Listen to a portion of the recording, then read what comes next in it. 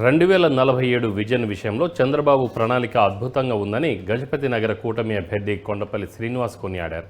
విజయనగరంలోని క్షత్రియ కళ్యాణ మండపంలో ప్రముఖ జర్నలిస్టు శాఖమూరి శ్రీనివాస్ ప్రసాద్ రచించిన చంద్రబాబు ఎక్స్ ఓ అనంత భావజాలికుడు అనే పుస్తక ఆవిష్కరణ కార్యక్రమం జరిగింది.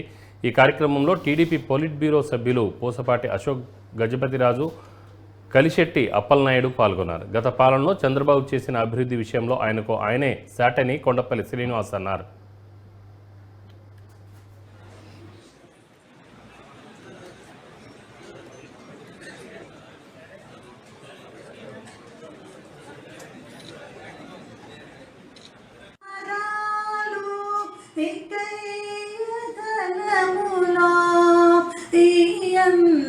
డాక్టర్ చిరంజీవిరావు, థ్యాంక్ యూ అండి, థ్యాంక్ యూ.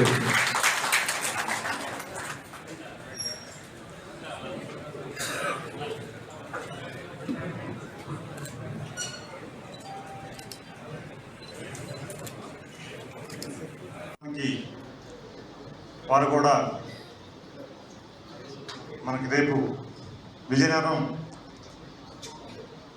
శాసనసభ్యురాలుగా అత్యంత మెజారిటీతో గెలవబోతున్న అతిథి విజయలక్ష్మి మేడం గారిని కూడా వచ్చి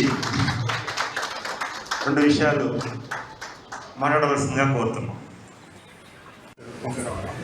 94 నుంచి 2004 వరకు కూడా ఆయనకి ఉపాధి అవకాశాలు కల్పించాలని ఇంజనీరింగ్ కాలేజ్ తీసుకురావడం, అలాగే సాఫ్ట్వేర్ ఉద్యోగాలు ఐటీ రంగం తీసుకురావడం, హైదరాబాద్ మహానగరాన్ని ఏర్పాటు చేయడంలో ఆయనకి సాధ్యమైంది. అలాగే 2014 నుంచి 19 వరకు ఆయన ఉన్న పరిపాలనలో ఆయనతో కొత్తగా వచ్చిన ఛాలెంజ్ ఏంటంటే సెపరేట్ ఆంధ్రప్రదేశ్. మన రాష్ట్రం విడిపోయిన తర్వాత వచ్చిన ఏవైతే ఇబ్బందులు ఉన్నాయో అవి ఎలా ఎదుర్కోవాలి, రాష్ట్రాన్ని ఏ దిశలో తీసుకెళ్లాలనే ఆలోచనతో విజన్ 2029 విజన్ పెట్టుకుని ఆయన పనిచేయడం జరిగింది. మరి ఈరోజు చూసుకుంటే రానున్న తెలుగుదేశం ప్రభుత్వంలో ఆయన విజన్ 2047 100 ఏళ్ల స్వతంత్ర భారతదేశంలో తెలుగువాడు ఎక్కడ ఉండాలి, తెలుగువాడు ఏ రకంగా ఉండాలి ఆలోచనతో ఆయన ఎన్నో ప్రణాళికల్లో పూర్ టు రిచ్ అనే కాన్సెప్ట్ తీసుకొచ్చి ఎన్నో కొత్త విధానాలు రానున్న ప్రభుత్వంలో చేయనున్నారు.